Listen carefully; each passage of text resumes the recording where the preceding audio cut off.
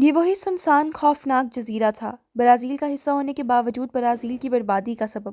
اسے فارمولا کے ساتھ یہاں بلایا گیا تھا، وہی مسمومی مہک، پیروں تلے چرمر ہو کر چٹکتے سوکھے پتے۔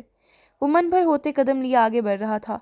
کچھ قدم مزید چلنے پر اسے 2-3 نقاب پوش دکھائی دیے اور ویل چیئر پر بڑھی ہوئی داڑھی والے ایک بزرگ جو بری طرح کمزور نڈھال نظر آ رہے تھے۔ اسے صحیح فیصلہ لیا تھا، اپنے باپ کو اذیت سے رہائی دلانے کا فیصلہ۔ کچھ قدم مزید چل کر آگے آنے کے بعد اسے روک دیا گیا۔ ایک نقاب پوش اس کی جانب بڑھا۔ لاؤ، وہ فارمولا ہمیں دے دو یا ہمارے سامنے وہ تباہ کر دو اور اپنے باپ کو لے جاؤ۔ نقاب پوش کی ہیبت ناک آواز پر رفائل کا دل پل بھر کو سکڑ کر رہ گیا، مگر وہ خود کو سنبھالتا پیٹھ پر ہاتھ باندھے آہستہ سے آگے کرنے لگا۔ یہ لو۔ نقاب پوش جیسے ہی اس کی جانب بڑھا، پھرتی سے اپنی شرٹ کی جیب سے شیشے کی نیلی بوتل نکال کے اس کا ڈھکن کھولے اپنی ناک بند کرتے اس نے ان کی طرف اچھال دی۔ پریشر سے ایک دھواں اٹھا تھا اور اچانک چیختے چلاتے وہ تینوں نقاب پوش اس کے باپ سمیت بے ہوش ہو گئے۔ وہ ناک پر جیب سے رومال نکال کر باندھتا آگے بڑھا، باپ کی ویل چیئر کی طرف تیز قدم بڑھانے لگا۔ قریب آ کر اس نے بنا وقت ضائع کیے ویل چیئر کو پکڑ کر دھکیلنا شروع کیا۔ وہ جانتا تھا اس کے پاس وقت بہت کم تھا، سو اس نے شرٹ کے بٹن میں لگے مائکرو فون سے متھ کو جیپ آگے کی طرف لانے کا حکم دیا۔ کچھ ہی سیکنڈ میں جیپ آگے والے راستے پر آتی دکھائی دی۔ شکر کا سانس لیتے وہ ویل چیئر دھکیل کر جیپ کے قریب پہنچا۔ ابھی باپ کو سہارا دے کر وہ بٹھانے والا تھا کہ ٹھہر جاؤ رفائل سر، اتنی بھی کیا جلدی؟ آواز کی سمت ناسمجھی سے دیکھتا رفائل اگلے ہی پل ساکت رہ گیا۔ متھ جو اس کے لیے کام کرتا تھا گن تانے آج بھرپور کمینگی سے مسکراتا اس کے سامنے کھڑا تھا۔ یہ تم کیا کر رہے ہو متھ؟ وہ نہ چاہ کر بھی سوال کر رہا تھا، حالانکہ جواب تو وہ خود بھی جان چکا تھا۔ آپ نے پروفیسر بیدی کو کوما میں ڈال کر بچا لیا سر، لیکن اب اپنے آپ کو کیسے بچا پائیں گے؟ متھ کی سرد آواز اور پھر فضا میں پستول کی نال سے نکلتے فائر کی سماعت کو چیرتی گولی کی چنگھاڑ گونجنے کے بعد ہر سو سناٹا سا چھا گیا۔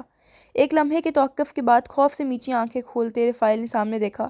وہ ڈرپوک نہ تھا، سالوں سے زندگی کی سفاکیت تنہا سہتے آیا تھا، مگر آج وہ ڈر گیا تھا، یوں جیسے ہاتھ سے پھسلتی قیمتی شے کے کھو جانے سے ڈرتا ہو کوئی۔ اس کے ڈر کا تقاضا درست تھا۔ ویل چیئر پر موجود شخص کی گردن ایک جانب کو لڑک رہی تھی، سینے پر ایک چھید سا دکھائی دے رہا تھا جس کے گرد گہرا سرخ سیال بھل بھل بہہ رہا تھا۔ بے جان ہوتی شل ٹانگوں کی تاب نہ لاتا وہ گھٹنوں کے بل ان کے سامنے گر پڑا۔ ہمیں دھوکہ دے کر آپ نے اچھا نہیں کیا سر، اب آپ کو تا عمر بھگتنا ہوگا۔ دو ٹوک جابر لہجہ اپنائے اپنی بات کہتا متھ جیپ میں بیٹھا اور دھول اڑتی جیپ زن سے وہاں سے نکال کر لے گیا۔ ویل چیئر پر موجود شخص کے زرد چہرے پر ایک بے نام سی تکلیف کے آثار پھیلے ہوئے تھے۔ ایک آخری ہچکی خارج ہوئی، رفائل ابراہیم کے پا جن کو تلاشنے میں وہ 20 برس لگا چکا تھا، ابراہم پال، آج حقیقتاً اس سے اس دنیا سے بہت دور چلے گئے۔ کھو جانے والوں کے مل جانے کی ایک امید باقی رہتی ہے، اور مر جانے والوں کے جسد کے سوا کچھ باقی نہیں رہتا۔ اس زہریلے جزیرے کی مٹیالی زمین پر گھٹنوں کے بل بے بسی سے اپنے پاک کو مرتا دیکھ وہ خود بھی بے جان محسوس کر رہا تھا۔ وہ آج پا اور برازیل کو ایک ساتھ ہر اذیت سے آزاد کروانے آیا تھا، اور وہ اپنے پاک کو برسوں کی قید اذیت سے بچا گیا تھا۔ وہ آنکھ سے بہتا نہیں، وہ زہر بن کر حلق میں اتر جاتا ہے۔ ہر اشک پیتا وہ باپ کی بے جان لاش والی ویل چیئر گھسیٹتا جزیرے سے دور جانے کو نکل پڑا۔ ٹارچی سیل میں موجود ایتھن کا نیلو نیل وجود کرسی سے بندھا اب بے ہوش پڑا تھا، اور اکثر زندگی سے بہتر موت ہوتی ہے، ہوش سے بہتر بے ہوشی۔ یک لخت اس بے حس و حرکت والے وجود پر ٹھنڈے یک پانی کی بالٹی انڈیلتے آفیسر کلوس نے ظلم کی انتہا کر ڈالی۔ وہ اس قدر زخمی تھا کہ روح تک چھلنی گردی تکلیف پر چلا بھی نہ سکا۔ وہ اسے مرنا تو دور بے ہوش بھی ہونے نہیں دیتے تھے۔ آنکھ کے کناروں سے بہتے آنسو اس کی بری ہوئی شیف میں کہیں جذب ہوتے جا رہے تھے۔ وہ اس اندھیر کوٹری میں نہ جانے کتنے دنوں سے پڑا تھا، دن اور رات کا حساب رکھنا تو سرے سے بھول چکا تھا۔ تبھی کچھ کھٹکتی آواز ابھری۔ آفیسر کلوز تو اندر ہی تھا، پھر کوٹری کا دروازہ کھول کر کون آیا تھا؟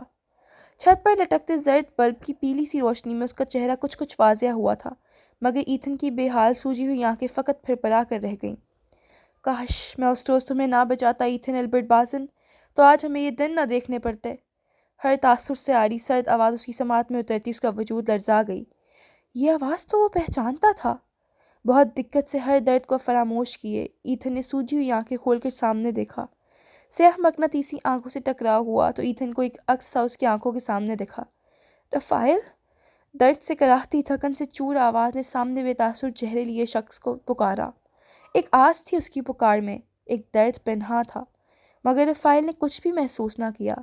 وہ خود جل جل کر اب سرد پڑ چکا تھا شاید۔ ایک بار بولتے ہوئے ایتھن کو سوکھتے گلے میں چبھن سی محسوس ہونے لگی۔ اکیلے میں، میری بات سن لو پلیز۔ دونوں بندے ہاتھوں کو اشارتاً آپس میں جوڑتا وہ اپنی ہر تکلیف کے باوجود سامنے کھڑے لڑکے سے التجا کر رہا تھا۔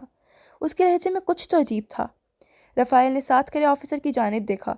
وہ اسے ٹروتھ سیرم، سچ بولنے والی دوا، جو ایک ایسا کیمیکل فارمولا تھا کہ انسان کے نتنوں سے ٹکرا کر اس کی مہک نروس سسٹم پر اٹیک کرتی تھی اور انسان ہوش و خرد سے بیگانہ سب سچ اگل دیتا تھا، کہ ساتھ یہاں لائے تھے، شاید اس کا یہ حربہ کوئی حل نکال دے۔ آفیسر نے سوالیہ نظروں سے رفائل کی جانب دیکھا۔ رفائل نے آنکھیں جھپک کر آفیسر کو جانے کا اشارہ کیا۔ وہ ایک ماہر سائنسدان کا بیٹا اور خود ایک بہترین ابھرتا نوجوان سائنٹسٹ تھا۔ اس پر بھروسہ کیا جا سکتا تھا۔ آفیسر نکل کر باہر چلا گیا۔ رفائل کے بوٹوں کی چاپ نے ایتھن کو اس کے قریب آنے کا احساس دلایا جو اس نے پھر سے بوجھل آنکھوں کو کھولنے کی کوشش کی۔ رفائل دونوں ہاتھ کمر پر باندھے باز کی سی چمکتی نظروں سے اسے گھور رہا تھا۔ ایتھن نے اسے پاس آنے کا اشارہ کیا۔ رفائل جھک کر اس کے چہرے کے قریب آیا۔ وہ اس کے ہر وار کے لیے تیار تھا جو خود بیڑیوں میں بندھا ہوا تھا۔ رفائل پر بھروسہ کرنے والے بہت تھے مگر وہ خود کسی پر بھروسہ کرنے کی غلطی نہیں کرتا تھا، بیڑیوں میں قید مجرم کا بھی نہیں۔ ایتھن کچھ بولنے کی کوشش کر رہا تھا۔ رفائل کو اندازہ تھا۔ اس نے کان اس کے پاس کرتے ہوئے اسے کہنے کا موقع دیا۔ بے ترتیب حالت اور بے حال سانسوں کے درمیان ٹوٹے پھوٹے لہجے میں اس نے کہنا شروع کیا، بیلا، ایزابیلا کو ڈھونڈو۔ ہوٹل میں اس رات وہ میرا لائسنس لے کر فرار ہوئی تھی۔ رفائل، اسے ڈھونڈو، مجھ پر وقت برباد مت کرو، اسے ڈھونڈ لو میرے بھائی، اسے۔ وہ مزید بولنے کی ہمت کھو رہا تھا۔ گلا اس قدر سوکھ چکا تھا کہ بولتے ہوئے کسی چیرتی ہوئی چھری کے چبھنے کا گمان ہوتا تھا۔ ہوٹل کی اس رات جب ایتھن نے نقاب پوشی ہوڈی کھینچی تو بھورے ریشمی بالوں کا جورا کھلتا چلا گیا۔ رخ پھیر کے جب تیش کے عالم میں اس نے پستول کی نال ایتھن کی گدی پر ماری تب وہ دیکھ چکا تھا کہ وہ چہرہ کس کا تھا۔ وہ چہرہ اس لڑکی کا تھا جسے وہ معصوم سمجھتا تھا، جسے ہر دیکھنے والا ہی معصوم سمجھتا تھا۔ اور اسے سنتا رفائل کچھ پل کو اپنی جگہ یوں ہی شل کھڑا رہ گیا۔ ایتھن پھر سے بے ہوش ہونے لگا تھا۔ رفائل نے ایک نظر اس کی جانب دیکھا۔ میرے بھائی، کچھ سیکنڈ قبل کا لہجہ اور آواز اس کی سماعت میں ایک بار پھر ٹکرائے۔ بھورے بالوں پر سے اب بھی پانی کے قطرے گر رہے تھے۔ ہونٹ کے گرد جمع ہوا خون پانی کے باعث کچھ تر محسوس ہو رہا تھا۔ نہ جانے کیوں رفائل اسے مزید دیکھنے کی ہمت نہ کر پاتا وہاں سے باہر نکل آیا۔ برے حالات انسان کو برا نہیں بناتے۔ ان حالات سے گزرنے والے کا اگلا امتحان ایک چناؤ ہے، صحیح اور غلط کا چناؤ، اور یہاں اکثر لوگ ہار جایا کرتے ہیں۔ اپنے کمرے میں بیٹھی وہ سامنے میز پر قرآن رکھے آہستہ سے تلاوت کر رہی تھیں۔ دروازہ بنا آواز کے آہستہ سے کھولا گیا۔ رات کی اس پہر وہ اب تک اکیلی تھیں مگر اب ایک سایہ سا ان کے پیچھے دھیرے سے آ کر کھڑا ہو گیا۔ آہٹ محسوس کرتی وہ پیچھے مڑی تھیں کہ پیچھے موجود فرد نے ہاتھ میں موجود سنہرے رنگ کا سانپ ان پر اچھال دیا۔ خوف سے چیختی وہ پیچھے کو ہوئیں تو میز سے ٹکرا کر نیچے گر پڑیں۔ وہ زندہ پھن پھیلا کر کھڑا سانپ ان پہ گرتے ہی بھنکارنے لگا۔ وہ زمین پر چٹ لیتی ہوئی تھیں اور ان کے سینے پر سانپ کڑنی مار کر بیٹھا ہوا تھا۔ دہلتے دل کو سنبھالتے انہوں نے زبانی قرآنی آیات کا ورد کرتے سانپ کو جھٹکنا چاہا کہ تبھی تیز دھار کھنجر ان کی کلائی میں گھونپ دیا گیا۔ درد سے بلبلاتی وہ بے حال ہونے لگیں۔ حملہ آور درندگی کی حد کرتا زور زور سے کہکے لگا کر ہنسنے لگا۔ وہ صدمے کی حالت میں سامنے کھڑے حملہ آور کو دیکھ رہی تھیں۔ بے یقینی اس پروقار چہرے پر واضح دکھائی دے رہی تھی۔ بیٹا تم؟ اس سے قبل وہ کچھ کہتی کہ بھنکارتے ہوئے سنہری سانپ نے ان کی پیشانی پر ڈستے ہوئے انہیں خاموش کر ڈالا۔ وہ سنہرا سانپ برازیل کے جزیرے کا سب سے خطرناک سانپ تھا۔ گولڈن لانس ہیڈ، بے حد زہریلا سانپ اپنی فطرت سے مجبور اس بے بس عورت کو ڈستا حملہ آور کی خواہش پوری کر گیا تھا۔ تبھی اس حملہ آور نے اگلا دردناک قدم اٹھایا اور اس بزرگ عورت کے سینے پر بیٹھے سانپ پہ کھنجر اس قدر شدت سے گھونپ دیا کہ وہ اس کے وجود کے آر پر ہوتا اس عورت کے سینے میں جا گھسا۔ ایک آخری وحشت ناک ہنسی اور پھر حملہ آور کھنجر وہیں پر پھینکتا وہاں سے نکلتا چلا گیا۔ اندھیری رات کی سیاہی میں موت کا اندھیرا شکار اور شکاری دونوں کو نگل چکا تھا۔ ایک اور دردناک قصہ انجام کو پہنچ چکا تھا۔